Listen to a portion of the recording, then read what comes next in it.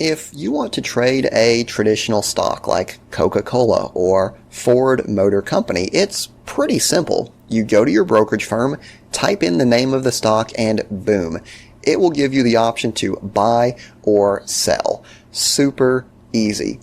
But if you're trying to trade an options contract, you're going to be hit with a wall of text and numbers and symbols, and most people get completely confused. So in today's video, I'm going to show you how to read an options quote, as well as what each of the different groups of symbols mean.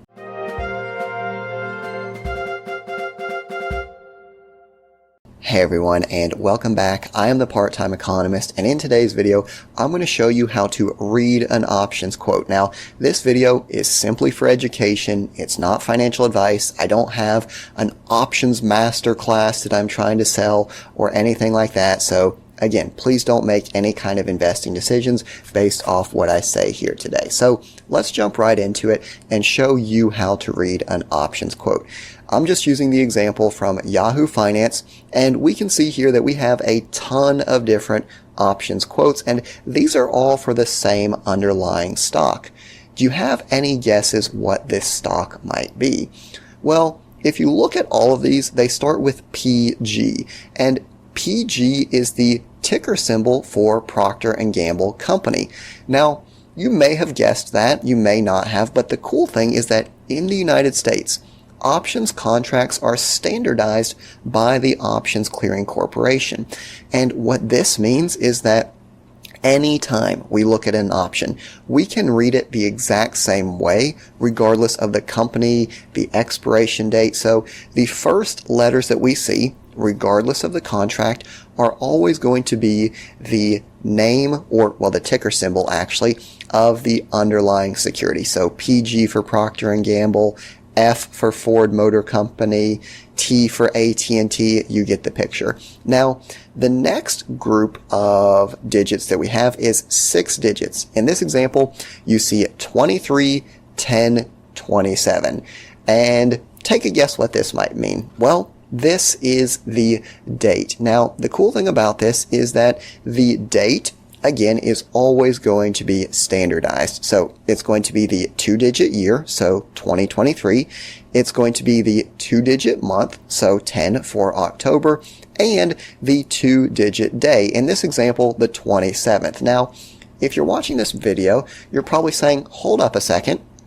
It is not the 27th of October.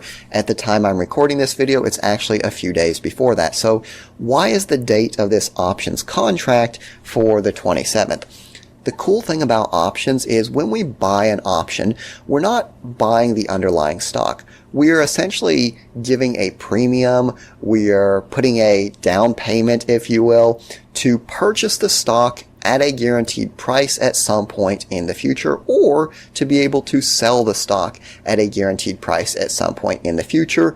The date that you're seeing here, that is the date that we have to exercise that option, right? So when we look at options, there's American style options and European. Obviously, I'm from a US perspective, so with a American style option, we can exercise that option anytime up to the expiration date. With European style options, again, unless you're super advanced, you don't really need to worry about it, but those you can generally only exercise on the expiration date, not prior to it. So we've got the symbol that tells us what stock we are trading an option with. We have the expiration date of the contract, which is the last day we can make use of that option. And then we also have a single letter. In this example, we have C. Now, C stands for call. The alternative that we could see here would be a P for a put option. A call option means that we can purchase the stock at a guaranteed purchase price. So why would I pay someone money to be able to buy Procter & Gamble at a certain price? Well, maybe I think the price is going to skyrocket to, let's just make up a number here, let's suppose $200 a share, right? So if it skyrockets to $200 a share and I have the right, the privilege to buy it at 85, well, I can buy it at 85 according to the terms of my option contract, turn right around and sell it for $200. So pretty cool there. A P for a put option would give us protection if the price goes down. So let's suppose Procter & Gamble, again, just making up numbers, let's suppose it's $100. I buy a put option for $90. It goes down to $50. Well, I don't have to sell it at a price of $50. I can sell it at a price of $90. So that is the difference between C and P. And then lastly, we see a really long string of digits here.